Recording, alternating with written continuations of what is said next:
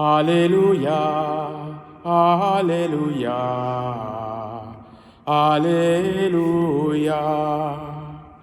Alléluia, Alléluia, Alléluia. Heureux ceux qui ont entendu la parole dans un cœur bon et généreux, qui la retiennent et portent du fruit par leur persévérance. Alléluia, Alléluia, Alléluia. Le Seigneur soit avec vous. Évangile de Jésus-Christ selon saint Luc. En ce temps-là, comme une grande foule se rassemblait et que de chaque ville on venait vers Jésus, il dit dans une parabole, « Le semeur sortit pour semer la semence, et comme il semait, il en tomba au bord du chemin. Les passants les piétinèrent, et les oiseaux du ciel mangèrent tout. Il en tomba aussi dans les pierres. Elle poussa et elle sécha parce qu'elle n'avait pas d'humidité. Il en tomba aussi au milieu des ronces, et les ronces, en poussant avec elle, l'étouffèrent. Il en tomba enfin dans la bonne terre. Elle poussa et elle donna du fruit au centuple. » Disant cela, il éleva la voix. « Celui qui a des oreilles pour entendre, qu'il entende. » Ses disciples lui demandaient ce que signifiait cette parabole. Il leur déclara, « À vous, il est donné de connaître le mystère du royaume de Dieu, mais les autres n'ont que les paraboles. Ainsi, comme il est écrit, ils regardent sans regarder, ils entendent sans comprendre. Voici ce que signifie la parabole. La semence, c'est la parole de Dieu. Il y a ceux qui sont au bord du chemin, ceux-là ont entendu. Puis le diable survient et il enlève de leur cœur la parole pour les empêcher de croire et d'être sauvés. Il y a ceux qui sont dans les pierres. Lorsqu'ils entendent, ils accueillent la parole avec joie, mais ils n'ont pas de racines.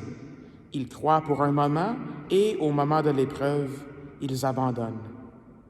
Ce qui est tombé dans les ronces, ce sont les gens qui ont entendu, mais qui sont étouffés, chemin faisant par les soucis, la richesse et les plaisirs de la vie, et ne parviennent pas à maturité.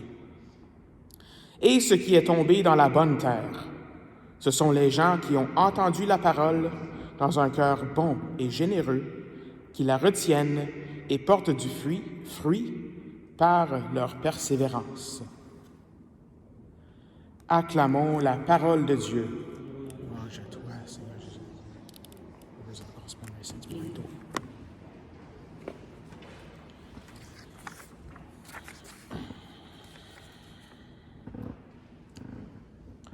Alors, on connaît bien cette parabole du semeur et Jésus même nous l'explique, qu'est-ce que ça veut dire. Alors, peut-être que mon homélie va être plus courte, pas vraiment, je pense, mais en tout cas, mais je pense qu'il faut, quand on regarde la parole, il y a une chose qui m'a sauté aujourd'hui.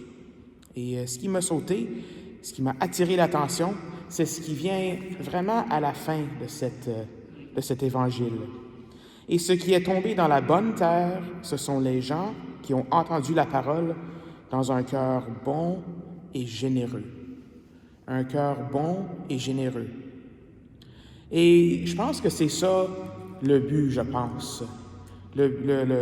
C'est ce qu'on devrait vouloir se rendre vers. C'est ce but d'un cœur bon et généreux. Donc, quand on pense à une bonne terre, on va penser à un cœur qui est bon et généreux. La semence, c'est la parole de Dieu. La parole de Dieu, c'est quelque chose qui peut nous pénétrer tout à travers notre être et rejoindre jusqu'à notre cœur, le fond de nous-mêmes. Et le cœur, c'est quelque chose de très, très important dans la Bible. Souvenez de l'Évangile la semaine dernière, hein? Combien de fois faut-il pardonner, demande Saint Pierre. 70 fois, 7 fois. C'est ça que Jésus dit. Il faut pardonner 70 fois, 7 fois. Il faut aussi pardonner du fond du cœur. C'était un petit verset, un petit détail, mais c'était dans l'Évangile, du fond du cœur. On voit le prophète Ézéchiel qui dit « Je transformerai vos cœurs de pierre en cœurs de chair. » Encore le cœur. Ou bien « Tu aimeras le Seigneur ton Dieu de tout ton cœur, de toute ton âme, de toute ta force et de tout ton esprit, de tout ton cœur. » Un cœur bon et généreux, c'est ça le but. Un cœur bon et généreux, c'est comme ça que nous allons mieux capter la parole dans notre vie. C'est comme ça que la parole va s'enraciner dans notre vie. C'est en pratiquant la générosité, un cœur bon et généreux. Il ne s'agit pas tout simplement de lire la parole de Dieu et de faire une étude de comparaison ou quelque chose comme ça, ou faire une étude de poussée. La parole de Dieu, c'est quelque chose qui a le pouvoir de changer notre vie complètement. Chaque verset de la parole de Dieu a cette habilité-là de nous transformer, de porter du fruit dans notre vie. Je pense souvent à Saint-Augustin ces temps-ci, je ne sais pas pourquoi, mais on vient de le fêter il y a un mois, mais il est encore dans ma tête. Mais c'est la parole de Dieu qui l'a transformé. Quand des enfants jouaient autour de lui, il chantait une petite chanson, une petite cantine, de prendre Élie, prends Élie. Et puis donc il a pris son livre, ça donnait qu'il y avait un verset de la Bible, et puis il l'a lu, ça l'a transformé sa vie. Alors tout ça pour dire, la question qu'on peut se demander, mais est-ce que nous avons soif de la parole de Dieu? Je ne sais pas à propos de vous, mais avez-vous soif de la parole de Dieu? Chaque jour. Pas le saint du jour d'aujourd'hui, mais j'ai appris à un moment donné de la vie de Sainte Marie de l'Incarnation.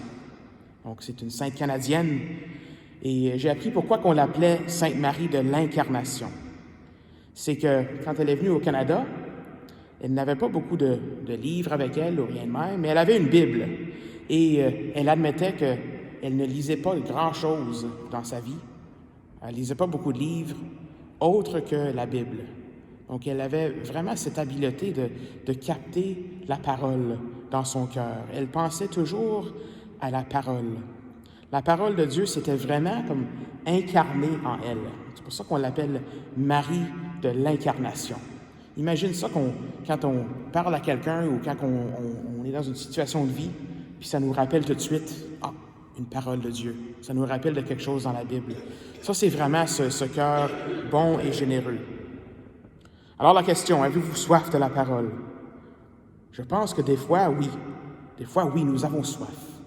Des fois, on veut vraiment ouvrir le livre et vraiment en faire la lecture et vraiment, on cherche quelque chose. Mais des fois, je pense que, des fois, non. Des fois, nous avons un cœur qui est comme cette première partie de la parabole, ce chemin. On est des fois peut-être un peu ignorant souvent de ce que ça veut dire ou qu'est-ce que ça veut dire pour notre vie.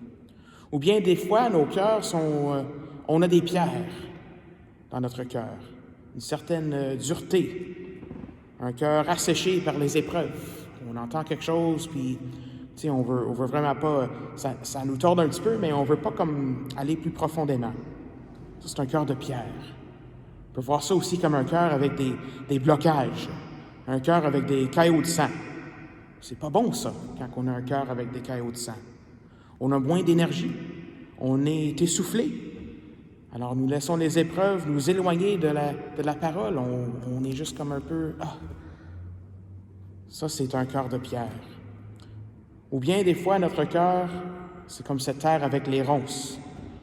Ça, c'est les plaisirs, les richesses, cette fois-ci, qui sont dans le chemin.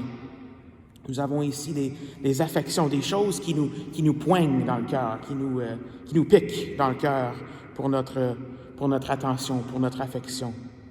Plus que la parole de Dieu. Des fois, on a ça dans nos vies.